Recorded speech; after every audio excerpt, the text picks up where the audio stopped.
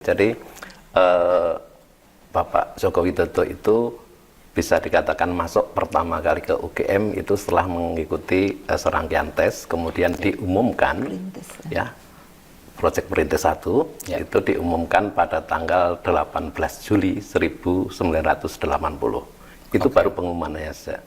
Jadi kalau kita ditanya kapan masuknya, tentu setelah registrasi. Nah, registrasi itu dilakukan pada tanggal 28 Juli 1980.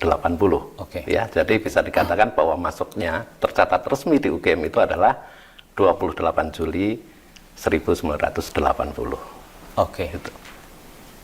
Ini saya mewakili netizen itu, Pak. Ya. Buktinya apa? Kalau Pak ditanya gitu gimana? Ya, ada. Jadi kita memiliki bukti form izin registrasi untuk pertama kali. Jadi di UGM itu pertama kali ada registrasi, kemudian nanti di semester 5 itu ada namanya registrasi. Ya. Dan jadi itu semua dua-duanya ada di Fakultas Kehutanan. Tunjukkan dong, Pak. Nah, mohon maaf, sekarang posisinya kita serahkan ke kepolisian, jadi kami tidak bisa menunjukkan itu. Saya menganggapnya itu sebagai data pribadi. Baik. Berarti ada 2 poin ini. Ya. Satu itu mungkin data pribadi, jadi kita harus hati-hati. Ya. Kedua, memang faktanya sedang ada di proses kepolisian. Proses kepolisian. Ya. Baik. Bu Rektor, ada yang mau disampaikan soal itu tadi? Tambahkan? Iya, sebetulnya tadi yang disampaikan Pak Dekan, semua data kita sudah miliki, dokumen tersebut juga sudah rapi kita kumpulkan, dan sekarang ini memang sudah ada di tangan kepolisian karena adanya proses legal yang berkembang. Lagi-lagi nih Bu, ini kan kita dari tadi bicara soal privasi segala macam. Ini sama menegaskan sekali lagi Bu, kalau memang kita nggak bisa nih kan tunjukkan data-data itu alasannya apa sih? Kenapa kita tidak menunjukkan? Apakah kita menyembunyikan sesuatu atau kita membela sesuatu? Kalau tidak menunjukkan, kenapa kita tidak tunjukkan itu? Ada aturan Undang-Undang Keterbukaan Informasi Publik yang harus kita patuhi juga. Jadi sebagai institusi yang melayani masyarakat, tentunya kita memegang dokumen-dokumen pribadi orang-orang yang bersangkutan. Nah, Undang-Undang KIP ini melindungi supaya kita tidak mengobrol semua dokumen yang memang bukan menjadi ranah publik. Tadi seperti yang disampaikan oleh Bu WR misalnya tentang ijazah. Ijazah itu juga merupakan dokumen pribadi. Jadi bukan ranahnya institusi untuk menunjukkan kepada publik. Jadi dengan kata lain Bu, begitu ijazah itu dipegang oleh orangnya, maka hanya orang itu saja yang berhak untuk menunjukkan bukti yang betul ya. Baik, terima kasih Bu Rektor. Saya kembali ke Pak Sigit sebagai dekan. Pak, ini pertanyaan ringan saja. Bapak angkatan berapa, Pak? Angkatan 1990. Berarti Bapak adik kelasnya Bapak Joko Widodo ya? Kalau sebagai mahasiswa tidak pernah bertemu. Tetapi setelah khususnya saya menjadi dosen, saya membawa mahasiswa itu untuk mengunjungi pabrik-pabrik yang dimiliki oleh Pak Jokowi. Pak Dekan, ada satu polemik yang nggak selesai-selesai soal pembimbing, Pak. Iya. Itu banyak sekali spekulasi. Saya pengen dengar dari Bapak sekarang. Iya. Jadi pembimbing akademik itu adalah Bapak Insinyur Kasmujo. Waktu itu masih Insinyur Kasmujo. Selanjutnya bersekolah lagi jadi Insinyur Kasmujo MS sekarang sampai pensiun begitu. Itu pembimbing akademik yang membimbing Pak Jokowi mulai semester kelima. Itu kalau zaman sampai dulu, lulus. Istilahnya dosen wali juga, betul ya? Dulu sering disebut sebagai dosen wali. Kalau di angkatan saya itu dosen wali. Ya, betul. Ya. Kemudian untuk dosen pembimbing skripsi itu adalah waktu pertama kali masih Dr. Insinyur Sumitro, Ahmad Sumitro. Tetapi setelah hampir lulus begitu ya, itu Pak Mitro itu menerima gelar profesornya. Jadi ini memang ada 2 orang yang berbeda, Pak. Satunya pembimbing akademik, yaitu Pak Kasmojo. Ya. Dan satunya pembimbing skripsi Pak Ahmad Sumitro. Ya. Ada satu nih Pak yang lebih serius lagi nih masalahnya. Lebih lucu tapi lebih serius gitu ya. Orang mempersoalkan Sumitro itu pernah ditulis pakai Sumitro pakai U atau Sumitro pakai OE. Penjelasan Bapak gimana, Pak? Ya, itu sesuatu yang biasa ya pada waktu itu, khususnya berkaitan dengan ejaan bahasa Indonesia, ada su dan soe gitu ya. Tapi untuk kasus Pak Ahmad Sumitro ini, saya mendapatkan dua-duanya. Ya, mendapatkan dua-duanya. Jadi beliau itu mendapatkan SK Menteri untuk pengangkatan sebagai dekan waktu itu pada periode sebelum Pak Jokowi masuk. Itu SK-nya jelas di situ tertulis Ahmad Soemitro. Pakai OE. Pakai OE. Ya.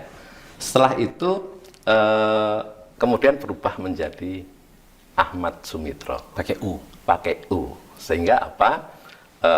Saya lihat di beberapa dokumen baik itu Ahmad Sumitro maupun Ahmad Soemitro, beliau ini berkenan untuk menandatangani. Jadi ini sebetulnya hanya satu orang, bukan dua orang. Satunya Ahmad Sumitro, satunya Ahmad Soemitro. Ini dua-duanya meracu pada atau merefer pada satu orang. Dan itulah dua-duanya dokumen resmi ya, Pak? Dua-duanya dokumen resmi.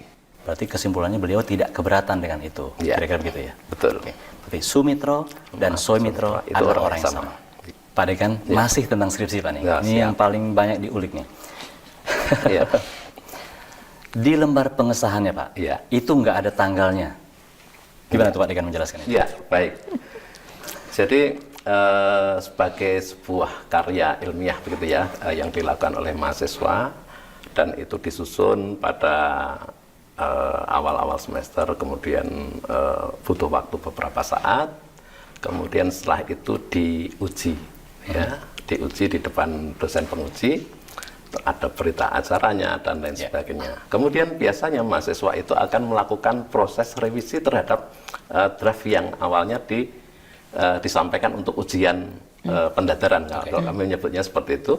Nah, setelah ujian pendadaran ada banyak revisi yang perlu dilakukan, kemudian dicetak kembali, ya, kemudian dijilid, termasuk kalau zaman segitu kan isinya kontennya itu masih berupa ketikan manual.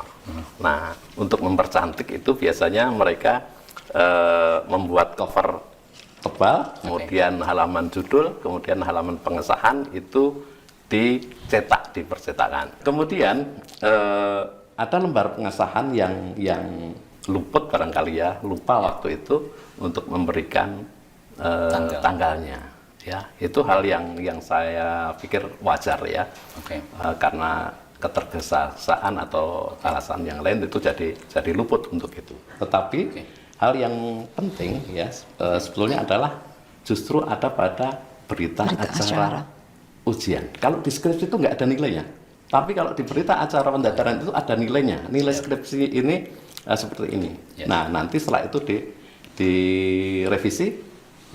Kalau sudah selesai, kemudian diserahkan kembali kepada untuk mendapatkan persetujuan. Itu yang betul seperti itu. Cuma karena keterbatasan waktu barangkali atau mungkin beberapa hal luput itu akhirnya lupa. Tidak dibuat tanggalnya gitu ya? Tanggalnya itu. Tapi itu membatalkan nggak itu Pak?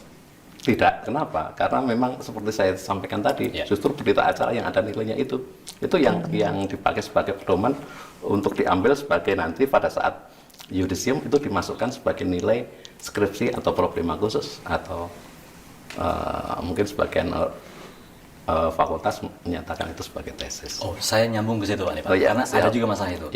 Ada yang mengatakan tesis, ada yang skripsi. Kalau di zaman sekarang kita lihat Pak, namanya S1 ya skripsi. Betul. Kalau tesis itu S2. Betul. Penjelasannya Pak? Begini, pada saat itu kalau kita merefer pada dokumen yang kita miliki yaitu panduan, semacam panduan akademik gitu ya, panduan akademik S1 itu saya lihat di daftar mata kuliah itu di bagian akhir itu malah menyebutkan sebagai problema kehutanan garis miring tesis. Tidak skripsi. Tidak skripsi. Ya. Di panduannya ada itu Pak? Di panduannya itu waktu itu sebetulnya seperti itu. Ada perkembangan aturan dan lain sebagainya bahwa karya untuk S1 untuk sarjana itu namanya skripsi, maka ikut merubah menjadi skripsinya. Tetapi barangkali ada beberapa orang yang masih menganggap bahwa tesis itu merupakan sebenarnya hal yang sama tapi dia memilih tesis begitu. Oke, artinya selain Pak Jokowi ini, Ya. Pak Jokowi. Kalau Pak Jokowi skripsi sudah Pak skripsi. oke. Ya, Kalau ada angkatan Pak Jokowi yang masih pakai tesis. Tapi kalau untuk Pak Jokowi sendiri skripsi saya lihat. Baik. Baik, terima kasih Pak Dekan. Ya.